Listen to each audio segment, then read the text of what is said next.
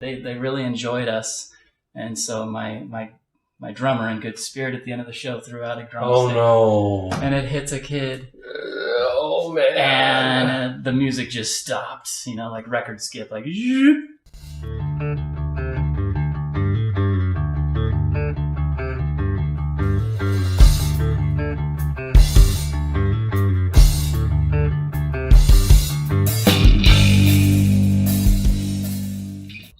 Welcome to Room 6, the channel dedicated to the local Las Vegas music scene and the people that make it, including me. I'm Josh, and today I am very happy to be joined by a longtime Vegas performer, Hip Chainey. Say hi. Hello there. Thanks for having me. No problem. Thank you for coming. And officially welcome. All right. Clink. Happy Sunday. And yes, at time of filming, it is Sunday. Now, you are strictly a solo performer, pretty much, right? Currently, yes. Okay. When was the last time we saw each other? We saw each other. It was open mic, right? It was an open mic at the East Ring. Wow. Sunset. So it was a while ago. Yeah. It was a while ago. A long time ago in a galaxy far, far away, I used to host open mics around town. And this young man showed up quite a few times, actually, in a couple different places. So thank you very much for your support. And I miss those days in some ways. Other days I don't, or other ways I don't, but yeah, it evolves. That's pretty much what this is. This is an invite-only open mic. Yeah. And if you want to be on Room 6, getting asked, inane questions and performing acoustically, please hit me up in the doobly-doo downstairs. First official question. How long have you been in Vegas? I've been in Vegas since 1980. I came here at the age of 6, so basically a native. Right on. Yeah. So that makes you, 26 now? Yeah. Yeah, graduated from Chaparral High School in 1993. Nice. Yeah. My wife used to substitute teacher there. There and a few other places. I don't remember what she said about it, but... It was awesome at the time. It was awesome at the time. Yeah. Shout out Chaparral. Yeah. All right. How long have you been Hip Chainey? I've been Hip Chainey for about 15 years or so. And where did that name come from, if you don't mind me asking? Comes from a song. Really? Yeah. The band I had before I was solo was Captain Sailor. We were together for like 8 years in the local scene here. Mm-hmm.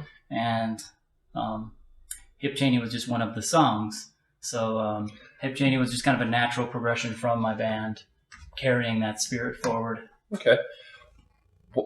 Why was it called Hip Chainey? Why was the song called?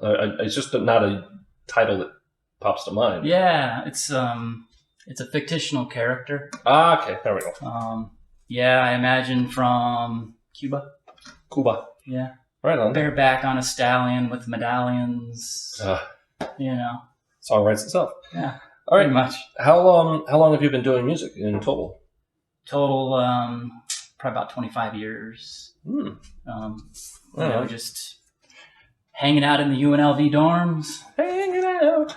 Sometimes there was a lot going on, but when there was downtime, just a guitar somebody's guitar laying on the bed, and just pick it up out of boredom and start tinkering. As you do. Yeah.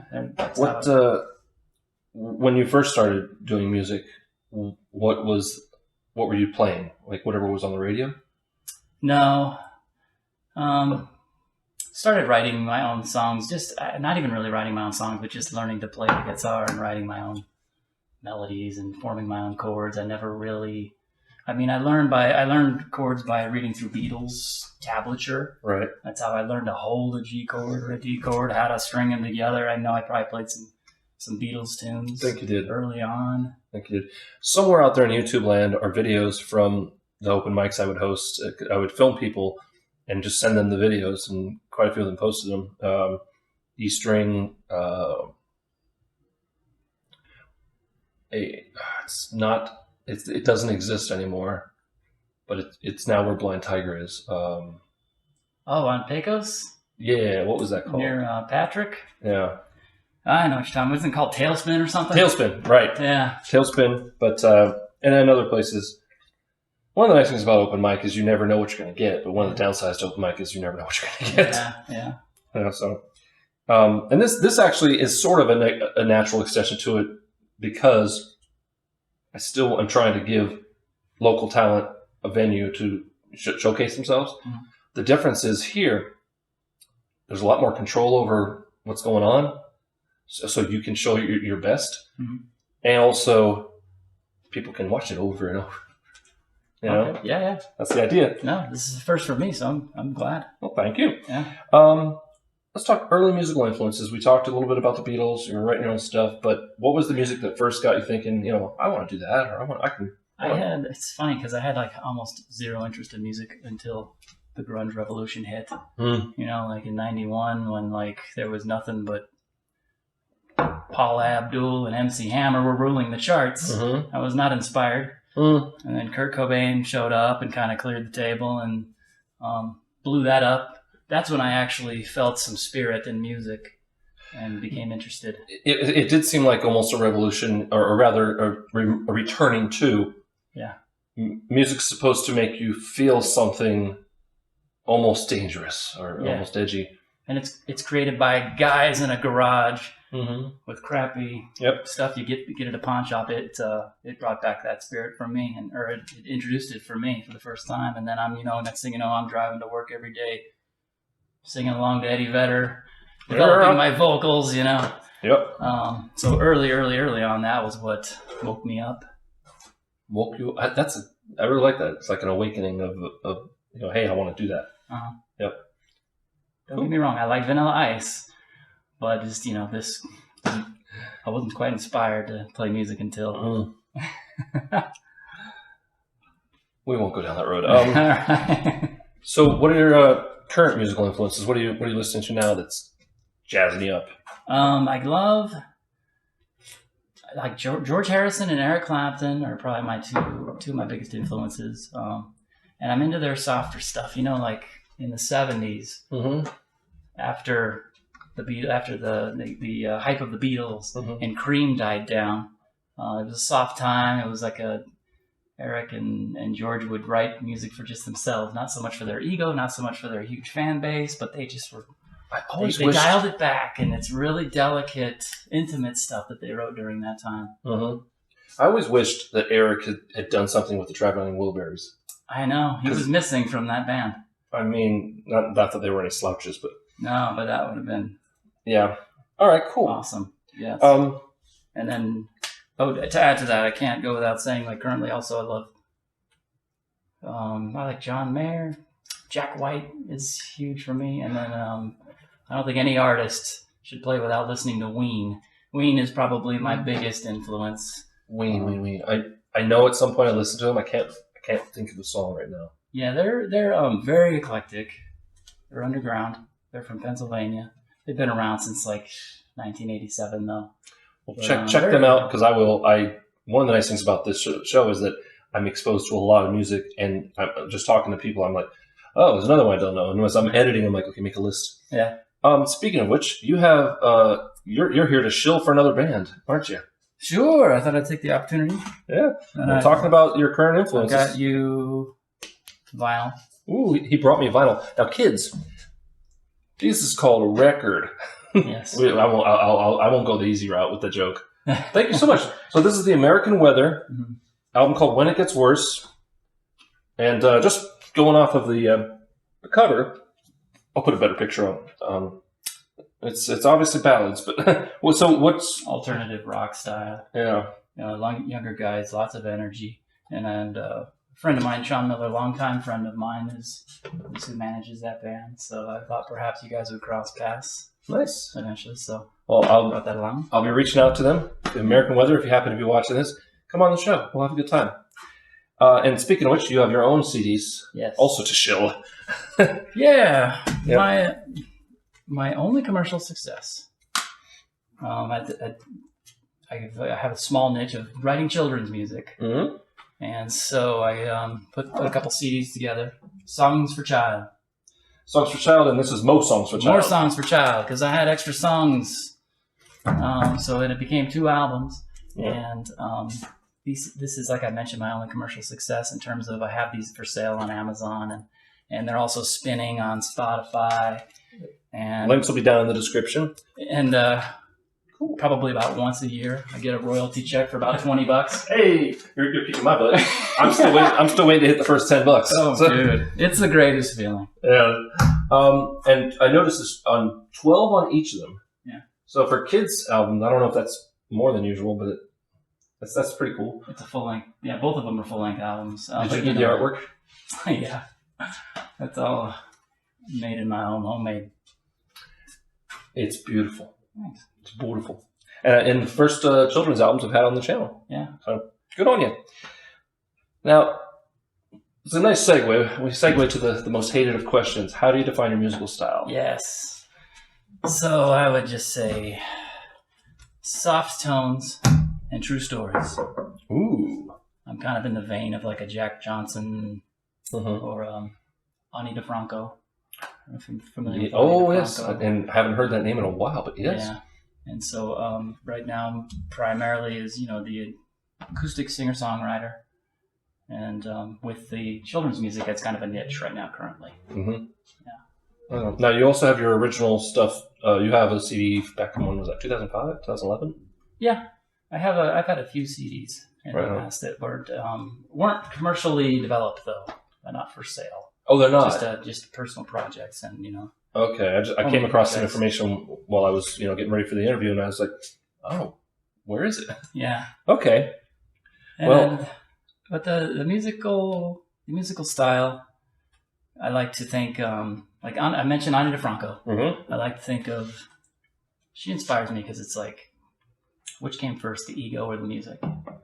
And if you write, mostly it's the ego. If you write to music from the ego, the music is really just kind of like window dressing. And then you end up with just kind of formula music in a sense, pop music. So a lot of the songs end up being forgettable, but if you start with the music, if you write from the music first, which is kind of what Ani DeFranco does, I imagine her just banging on her guitar. Mm-hmm. And if something comes out of it, cool. I'm the same way. I don't ever sit down with the intention of writing a song. Usually I just find time to play, Right. And if something comes out of that, great. Usually like a week later on the way to work, I've got the melody in my head on the freeway, and I'll think of some tunes, or a chorus will come along, and then I can't wait to get home from work that night to grab my guitar and put it together. Right. But it's never intentional. Some of the best music is that stream of consciousness, just push record and just play and play and play, and then you listen back like, hey, that's a thing, or that's something. I don't know if you heard the story about the Rolling Stones, where Keith Richards was, shall we say, heavily self-medicated one night, and he always kept a little tape recorder next to his bed, and he woke up in the morning and saw that the tape was at the end, rewound it, played it, and he goes, no, no, no, no, no.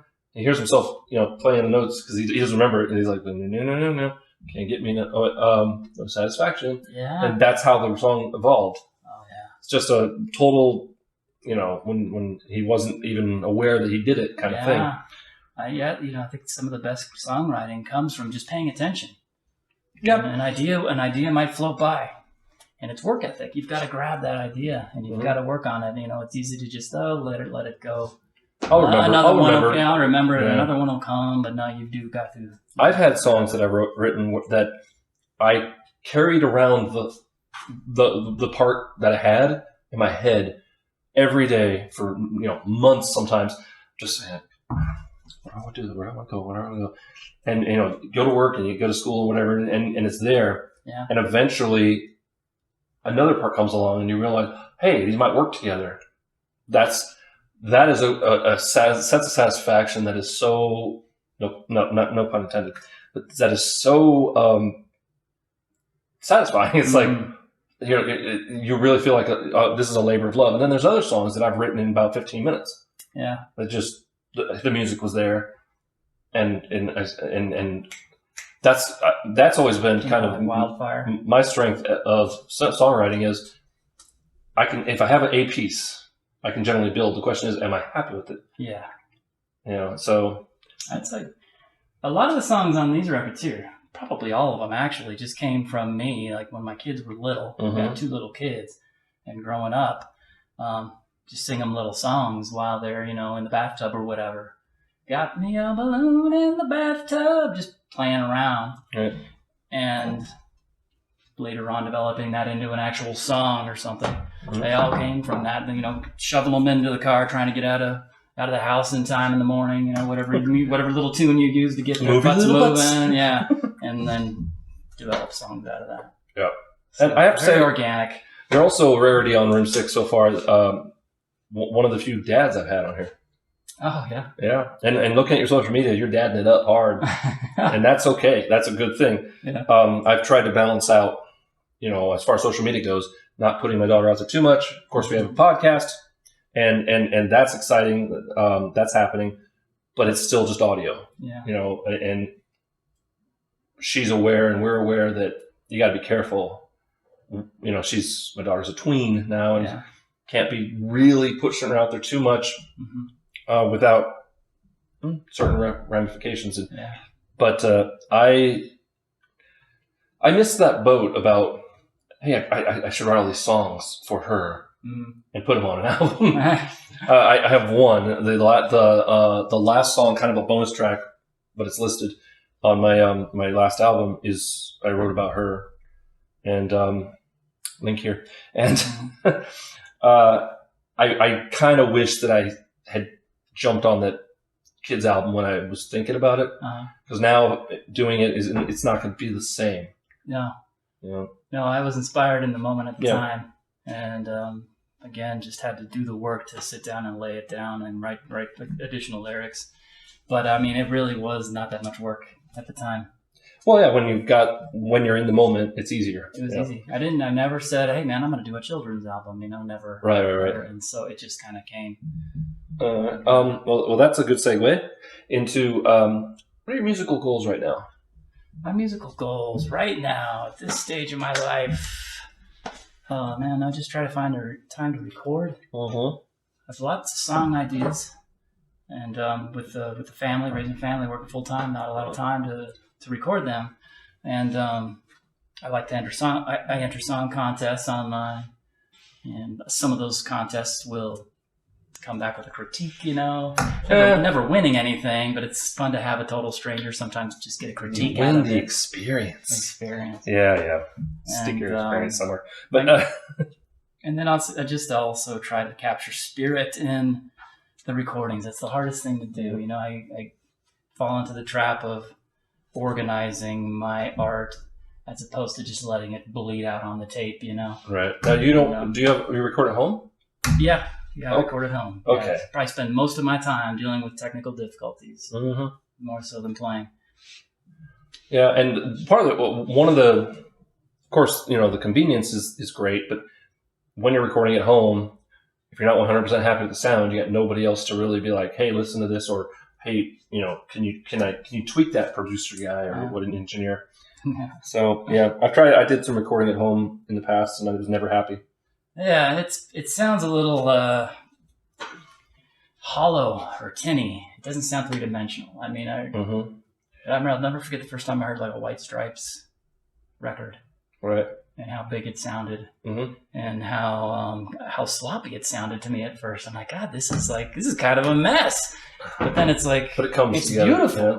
And then I learned later on, like the Jack White, one of my influences, he doesn't take 10 or 20 takes to get a track down. No. This dude, if it doesn't happen in 2 takes, he's moving on. Right. And that's what he's doing. He's taking paint. He's throwing it out the wall. And he's like, there it is. And he walks away. And I try to do more of that instead of being a perfectionist. Right. And well, there's a saying, practice more, edit less. Yeah. And if you're not ready by the time it comes time to record, then you shouldn't record it because it's going to be apparent. Yeah. Speaking of Jack White, I don't know if you heard Jack White and Jack Black are going to do a thing together. Called Jack Gray. Jack Gray, yeah. I think that's awesome. Like, I really like they just went for the low-hanging fruit in the name. Yeah, they put a little 20-minute video together on YouTube. Oh, I haven't seen it yet. I'll have to see that. A little intro to that project, and it's pretty funny. Nice. Yeah. All right. Now, you don't have a show currently. Okay, still, right? Correct. Right. But what's your favorite show memory from the past? Oh, man. Show you played. Show that I got a good memory. I've got a bad memory. The people want to know. A good memory would be, I guess, my band, Captain Sailor. We got to go play a festival up in Rhyolite, Nevada. which is like a ghost town. Sure, the Rhyolite Sound is from there. Yeah. And we show up at probably 3 a.m. and put our tents up in the wind and get like 5 hours of sleep. We wake up in the morning, the hustle and bustle is starting, but the wind had not died down. Oh, jeez. And it was high winds. They canceled the festival. It was like a little art festival kind of thing. Uh-huh. And we were devastated. And so driving back home, we stop off in Beatty. Where? Just to grab a refreshment or whatever, Beatty, Nevada. Beatty. It's a small little town. And spelled like Warren Beatty? Yeah. Huh. Okay. And we're chilling at this little storefront, and one of the guys came out and he said, he saw all of our band equipment. And he's like, why don't you guys just plug in right here and just set up on the sidewalk and play, We were telling him our story, and we did. We ended up playing on Highway 95 and Main Street, Beatty, Nevada, right out on the sidewalk. Played like a 3-hour set, and the cars driving by, people are pulling over and stopping. That's awesome.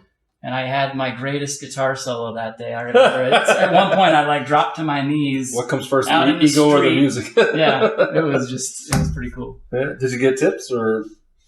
No. Oh, really? So you just played just to play? It was just for the spectacle. Nice. And there was another show I remember. Probably not. It ended poorly. We used to play out in Pahrump once a year. They had an art festival called Art and Soul. Mm. And one year they had it at the Pahrump Winery. They have a little amphitheater out there. It's a beautiful little winery, and actually the wine is delicious. And we went and played in that little amphitheater, and it was such a picture-perfect little show. A little crowd out there sitting down and clapping, and at the end, they really enjoyed us. And so my drummer, in good spirit, at the end of the show threw out a drumstick. Oh, no. And it hits a kid. Oh, man. And the music just stopped, like record skip, like, and everyone, what the heck? It went from, we love you to, where are you from again? Vegas? You better hit the road right now. And so we packed up our stuff. I mean, the mood just shifted. Wow. And we went from, little heroes to enemies, and we had to go. The kid wasn't injured or anything, but it was just... I don't know. That's always stuck with me. That quick shift that happened that day. Yeah. And the long, quiet ride home. It's kind of like doing that thing where you jump out into the crowd. Well, I was like, you know what? There's time and place, and that apparently wasn't it. No, it's the equivalent to jumping into a crowd and them not catching you and you hitting the ground. Yeah, like terrible moment. Jeez. All right, thanks for that. Okay, moving from favorite show memory, favorite venue. Favorite venue? It doesn't even have to be one you've played yet. Just your favorite venue. Yeah, we used to play. We had a residency at Gizmos, which is a little tweaker bar behind Boulder Station, and we played there the last Saturday of every month for like a year, and didn't even get going until midnight. There was nothing going on until midnight. Oh, I always hated that. Boulder Highway. Yeah. And we would play from like midnight to 3, and it was awesome. There was like a stripper cage, ladies would just get up and dance. Amateur stripper cage. That was a year of our life that we loved. And more recently though, I played at the Gold Mine, which I think you played recently. And not recently, but yeah, I'm well aware of it, and I have played there. They renovated that patio outside. They sure have. It's still like you're still outside. You're outside just because there's no roof. No, doesn't matter. It's still hot. It's so cold. It still rains. Yeah, you gotta hit the weather nights. In fact, when I went and played, it was in the spring, nice day. But boom, these rain clouds rolled in. Mm-hmm. I set up inside and played inside, which was fine. Yeah. But I like the venue. Usually they play at twilight, so it's a nice sunset going on. Mm-hmm. And I just really love what's going on that Water Street. The whole Water Street area is really it's picking up. Definitely. And the food is picking up there too. Yeah. I was sad to see Hades Simply Delicious Grill close, but now Hardway 8 apparently is picking up steam. That's where I want to play next, I would say. Ditto, but I want to do the jazz band thing. Yes. Because they're looking for it. Yeah. They're just starting out. And I don't know if you'd heard, but the tables there are made out of the floor from the old UNLV basketball court. No. that they used to be. It was a basketball court, then it was a museum. Nice. And now it's gone, but they saved that floor, that hardwood floor. And yeah, when you get in there, you can tell the tables are all Awesome. Yeah, it's a neat place. Yeah. And if it does well, it's right in the center of Water Street. Cool. A great place for local music. Yeah, I'm hoping to now that we got the promo video done for the Dirty Martinis, like here. I am hoping to get us in there and in many other places to really play and go after that sweet, sweet corporate money. Yeah. All right. So moving from favorite venue, is there a dream show you want to play? A dream show. Yeah. Like a tour you want to be on, or you want to open for somebody, or. Oh man, I would love to open for Connor Oberst. Ooh.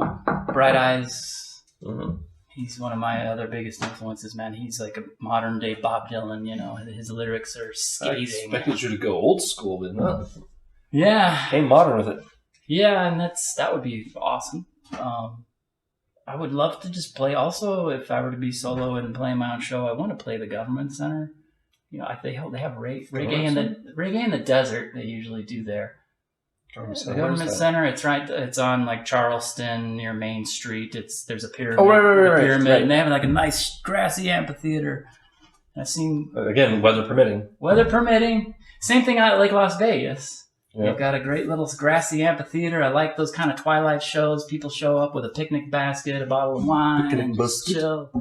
And that's my vibe right there. You don't have to necessarily listen to every word I'm singing, but just chill. Let me just do some background music. That's where I feel at home. Well, there's a market for that in this town. Yeah. Especially if you're a looper. Yeah. But you're not looping, right? No. So, which leads me, lovely segue, to current gear. What are you rocking right now when you do play? Current gear. Acoustic guitars, and I've recently about 5 years ago, discovered Alvarez Yairi, or as most folks pronounce it, Yari.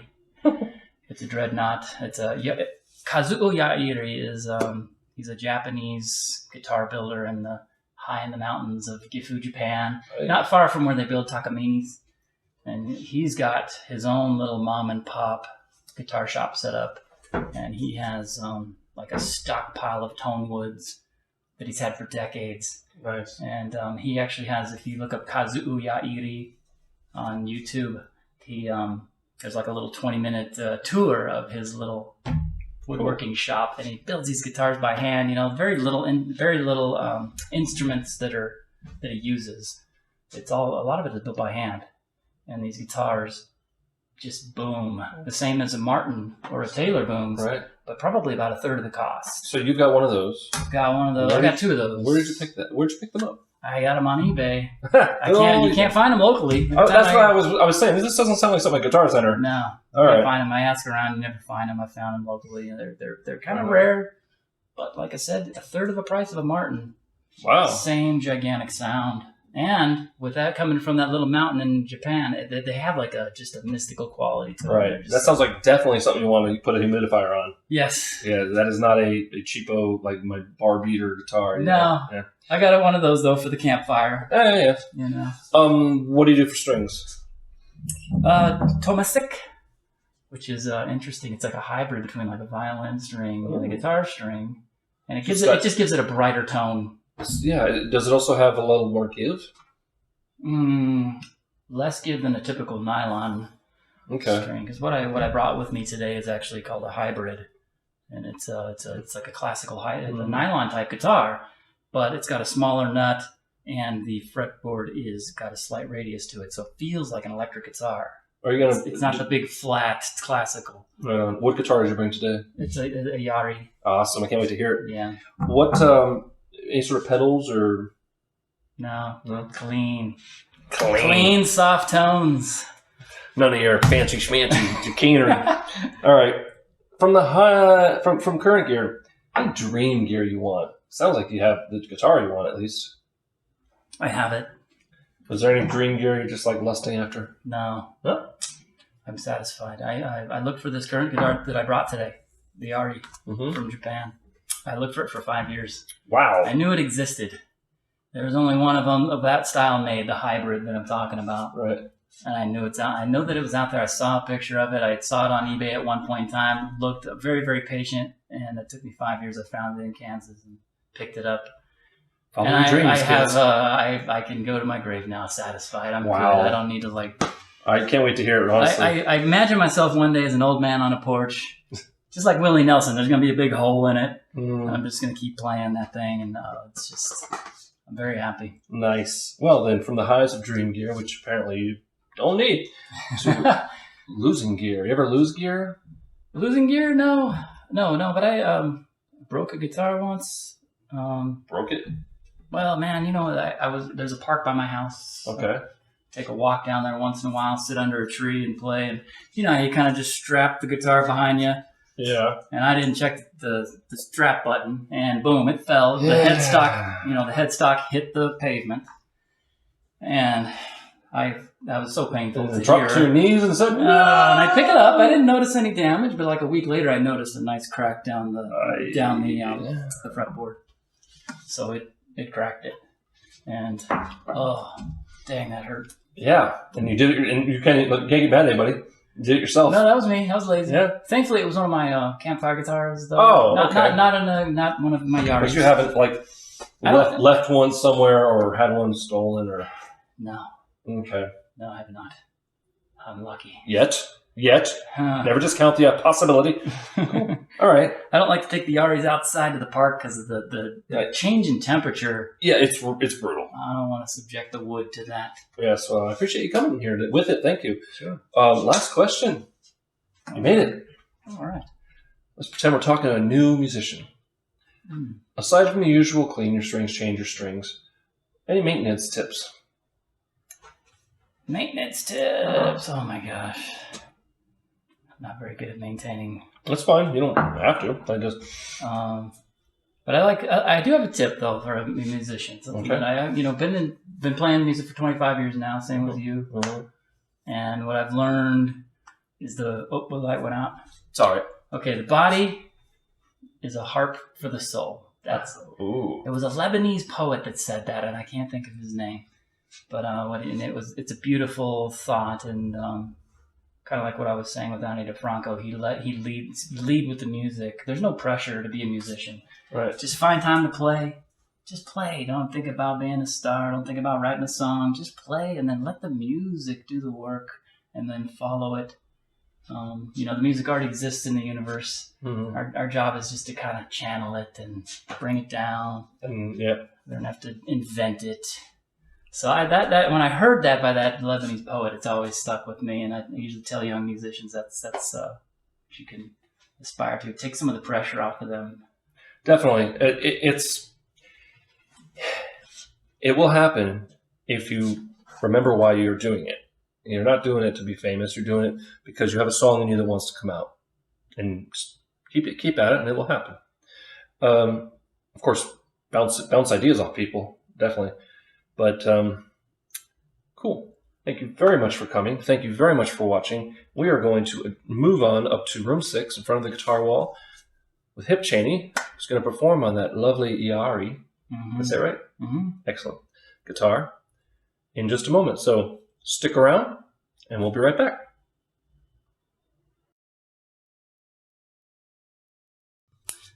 Okay, this one's called As the Crow Flies.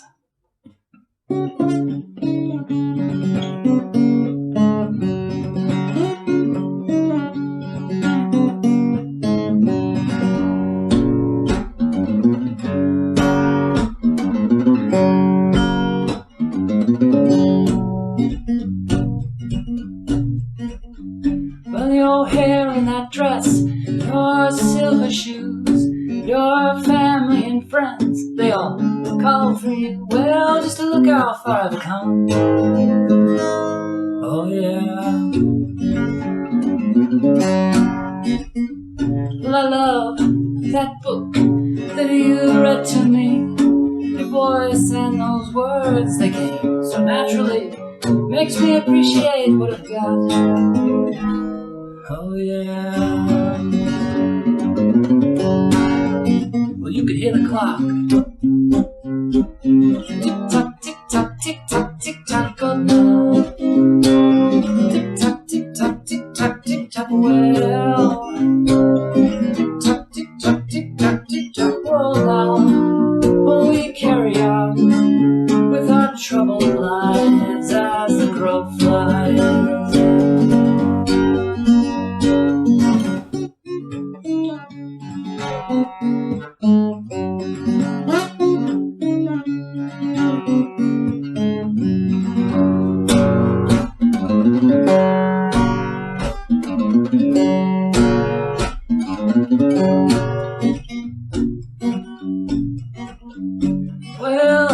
are, we're safe and sound, but I miss my friend and everyone. Oh, and the sounds that fill our home.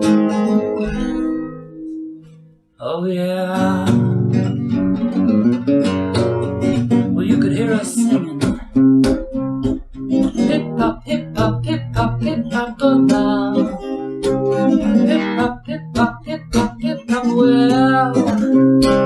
Hip hop, hip hop, hip hop, hip hop, well now.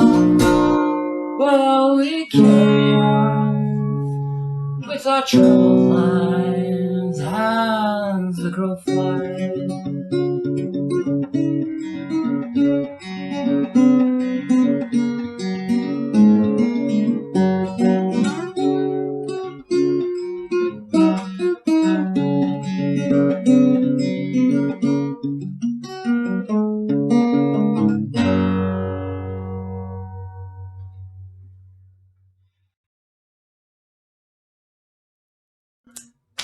Okay, this is just a simple love song called Cross the Street.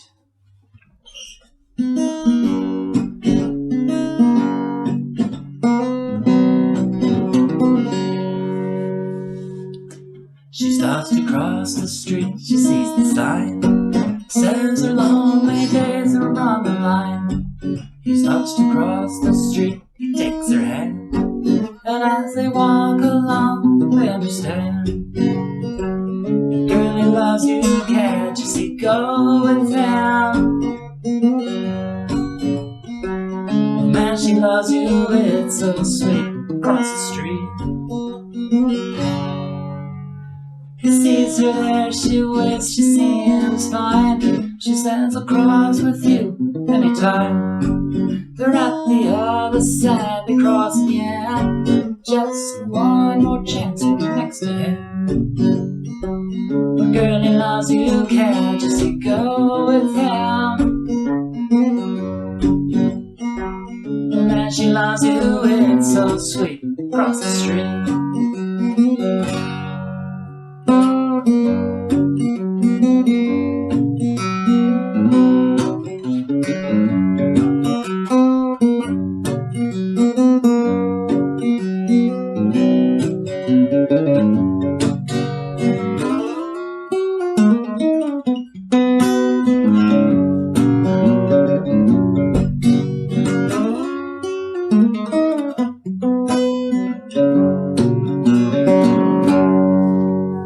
He sees her there, she waits, she seems fine. She says, I'll cross with you anytime. They're up the other side, they cross again. Just one more chance next to him. Girl, he loves you, can't you see, going down. Man, she loves you, it's so sweet, across the street. Across the street.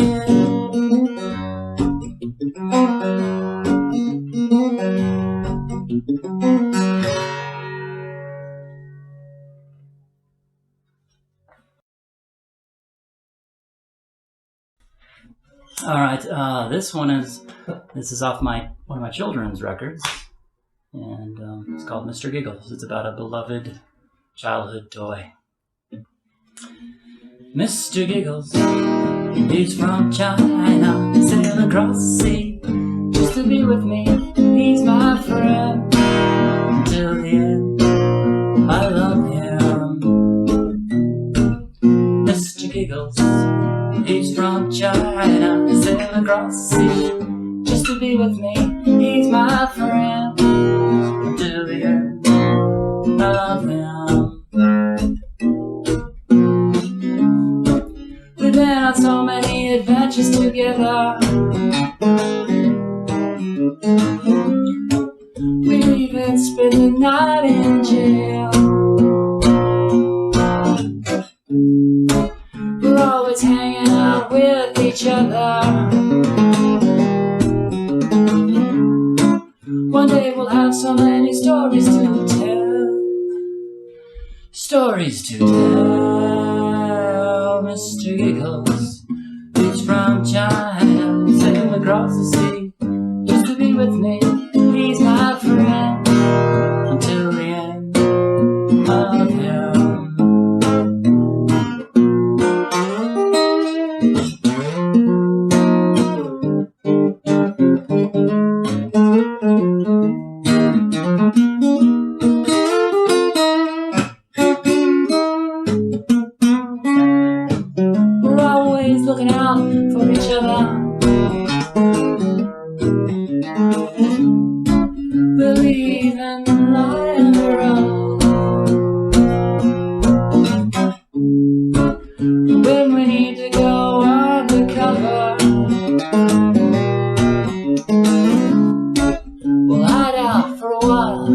in Mexico.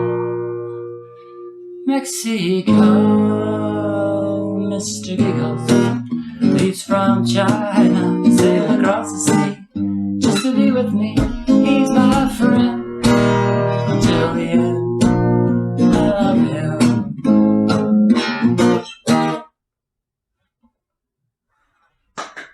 Nice. All right, thank you. I want to thank Hip Chainey for coming by. It was a great interview and a great performance. If you'd like to hear more from him, click here. If you'd like to subscribe, click here. If you'd like to support the content you love, please consider clicking one of the links down below in the description. Really appreciate you coming by. Remember to be amazing, and we'll see you next time on Room 6. Say goodbye. Bye. Thank you.